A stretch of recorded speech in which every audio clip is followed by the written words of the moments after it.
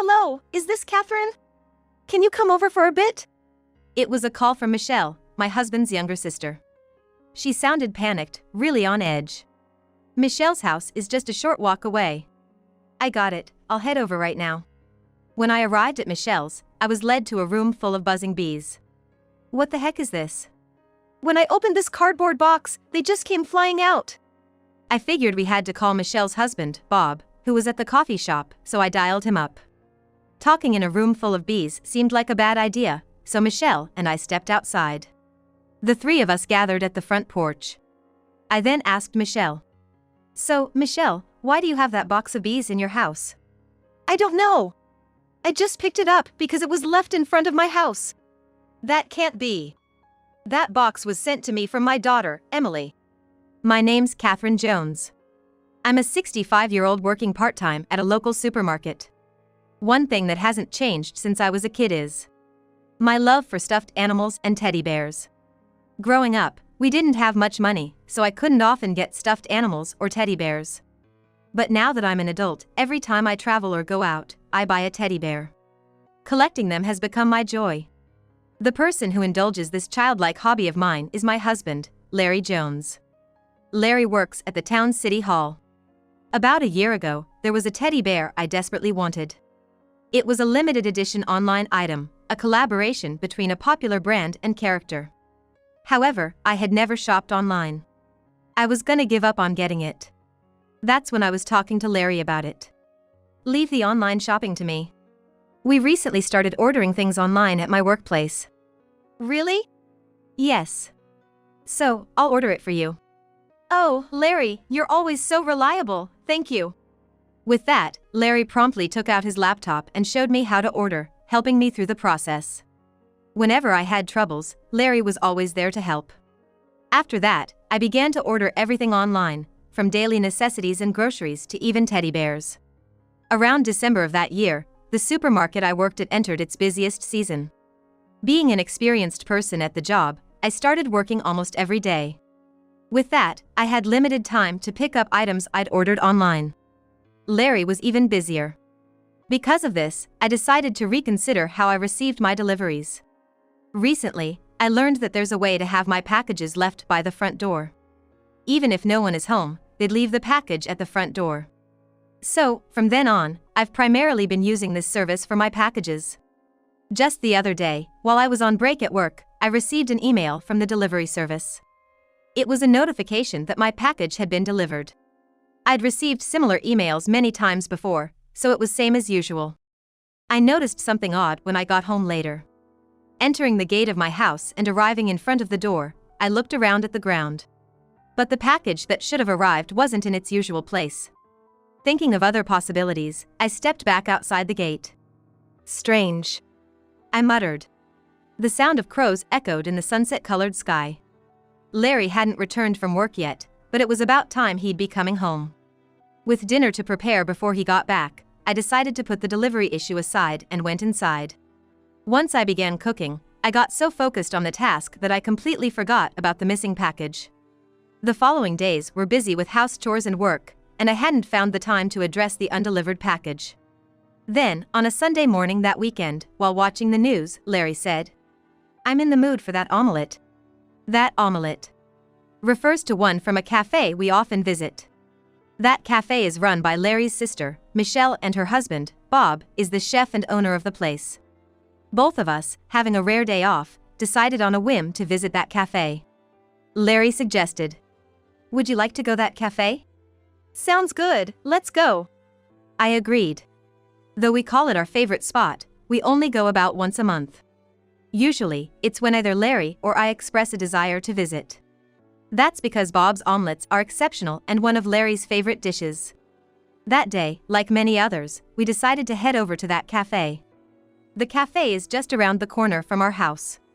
Under a cloudless blue sky, the two of us walked towards the cafe. Upon opening the door of the cafe, a metal doorbell jingled. Welcome. Hey, here you are.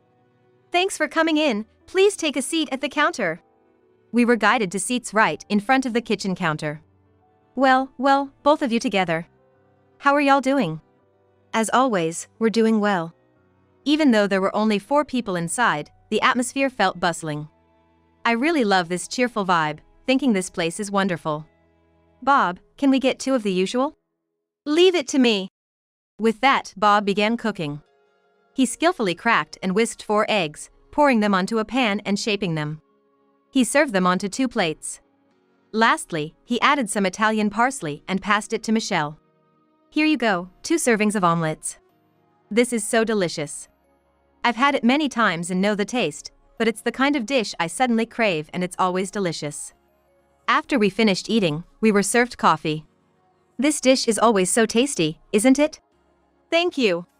With that, Michelle sat across the counter facing me. That's when I noticed something. Michelle was wearing earrings that looked just like the ones I'd ordered online. Without thinking, I was like, Michelle, those earrings are so cute. Where did you get them? Michelle replied with a smile. Oh, really? Thank you. I got them online. Yeah, online shopping sure is handy. Michelle nodded and said, Yeah, that's right. But when I'm running this cafe all the time, I hardly get back home during the day. I don't even have time to receive packages. Well, how about asking to have your packages left by door? Michelle looked a bit surprised and asked, Is there such a thing? At that point, I decided to explain the concept of the service in detail. As I was explaining, I recalled and shared my own experience with it at home.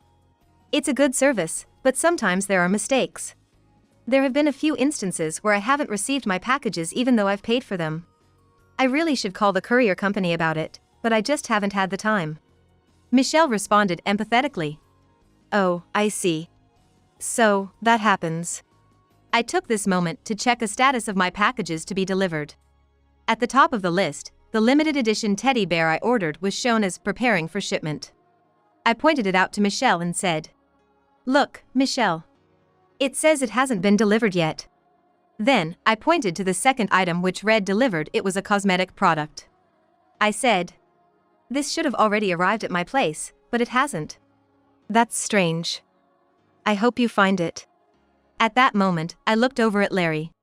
Larry and his friends were having a different conversation, but soon they joined in on our topic. Well, guess we should just wait for it to be delivered someday, he said with a carefree smile.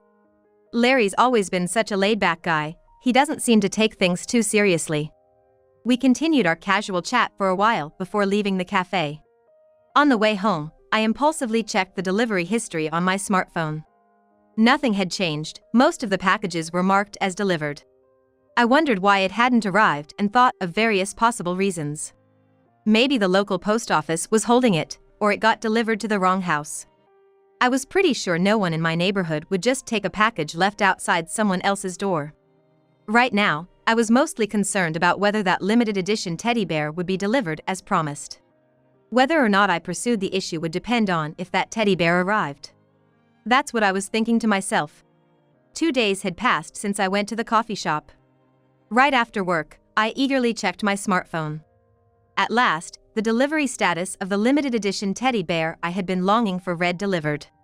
I quickly changed out of my work clothes and started to walk home faster. Once home, I looked for the package. But I couldn't find a box anywhere.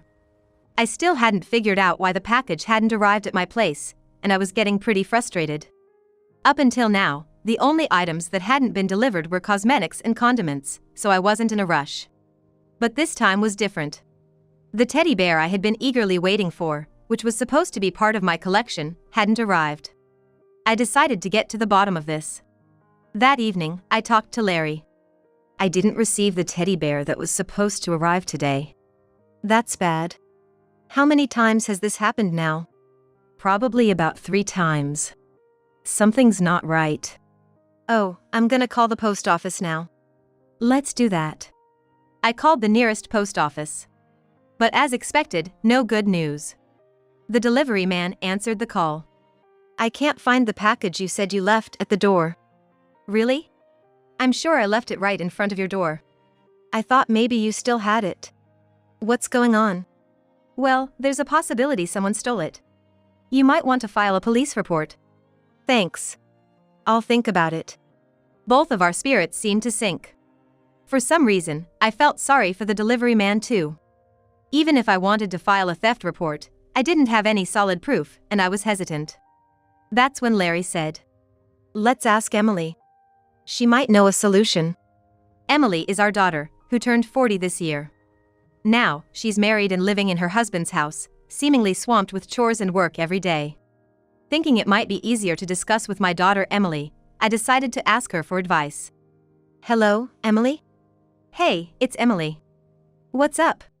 I've been having an issue for the past month. The packages I've been expecting haven't been arriving." I thoroughly explained to Emily the situation with the recent missing deliveries. Of course, I also mentioned that the delivery guy was certain he had dropped them off. "That sounds like someone might be taking them." "I thought so too.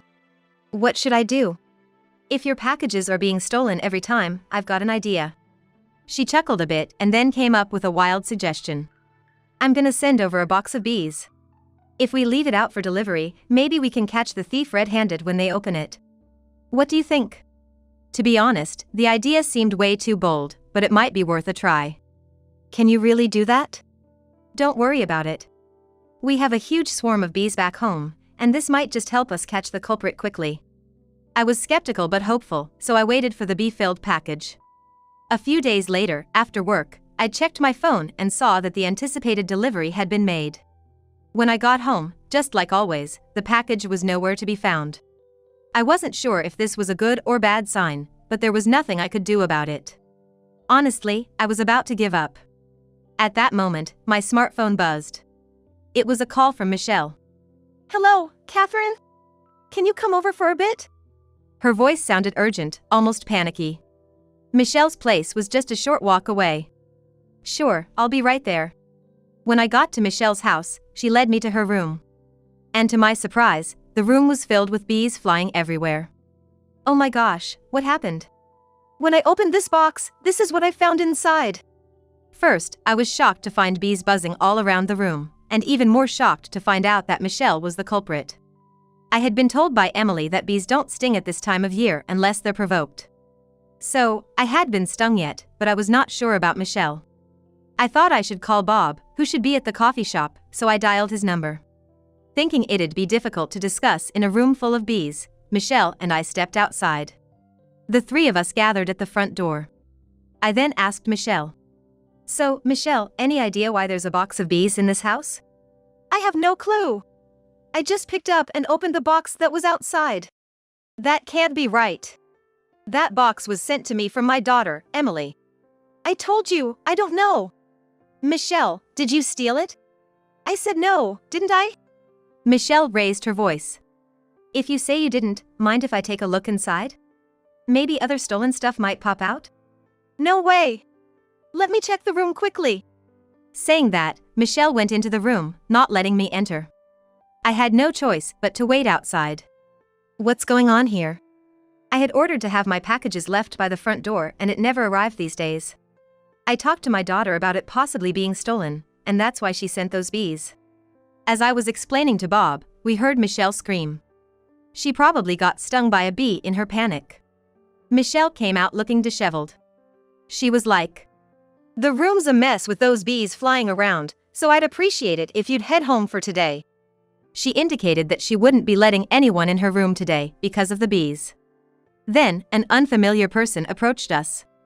It was a beekeeper named Oliver, a friend of Emily's living nearby. After a quick introduction, Oliver said, "Emily asked me to help with the bee situation. Is it okay if I handle it here?" "Yes, please. We'd appreciate it." While Michelle was flustered, Bob and I led Oliver inside the house. While waiting for the bees to be collected, we continued talking outside. "I guess we'll be able to check the room today. But I've only got stuff I bought." "There's no point in checking." Michelle was suddenly very assertive. She probably intends to insist that everything in there was hers.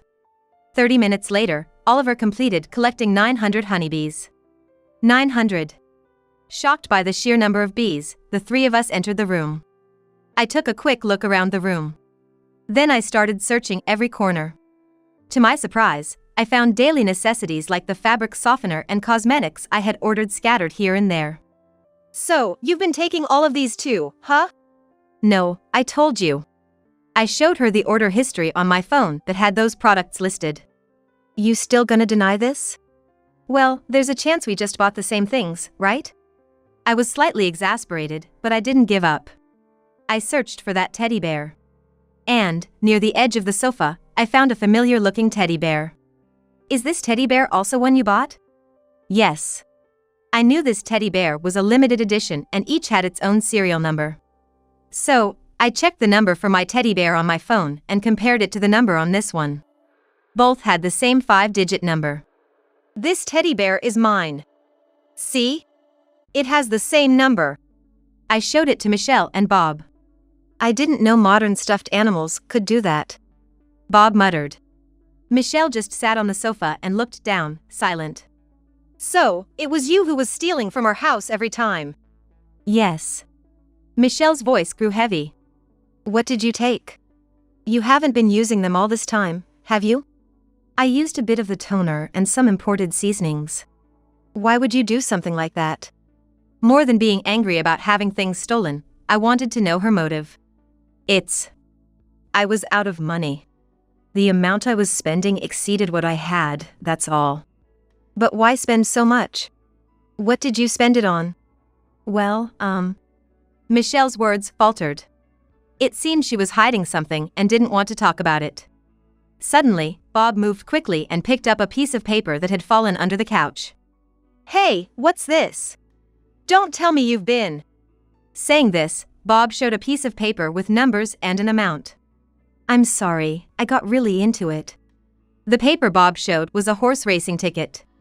It turned out that Michelle had gotten heavily into horse racing and used the money she saved by using my stolen items on bets. Then Bob dropped another bombshell. You didn't, by chance, take money from our cafe's earnings, did you? Just a little bit. I knew something was off with the profits. How could you? Turns out she had embezzled tens of thousands of dollars from their cafe. I'm so sorry. I promise I won't do anything like this again. Please forgive me. Michelle cried loudly, apologizing. But for me, having my cherished teddy bear stolen even once was unforgivable. Her apologies did nothing to move my heart. Bob looked equally irritated. Turns out, I've been secretly recording our conversation since the bee removal. Shall we meet in court? With solid evidence in hand, Bob and I decided to file a police report. Bob decided to get divorced with her. After that, charges of theft concerning my belongings and embezzlement in the course of her duties were brought against Michelle. It seemed she was eventually arrested. We were satisfied with the outcome. Bob's cafe hired part-time workers, and sales began to rise steadily. By the way, I was given the opportunity to become the part-time team leader there. Michelle got arrested, I heard. It's for the best. I'm better off without someone like her. Being surrounded by hardworking folks makes me much happier now. Yes, let's keep up the good work. It seems like Bob is already looking forward. From then on, I started receiving packages left at my door. Of course, many new teddy bears joined my collection. Larry and I even went on trips to collect limited edition teddy bears from various places, and every day is blissful, surrounded by all these teddy bears with Larry.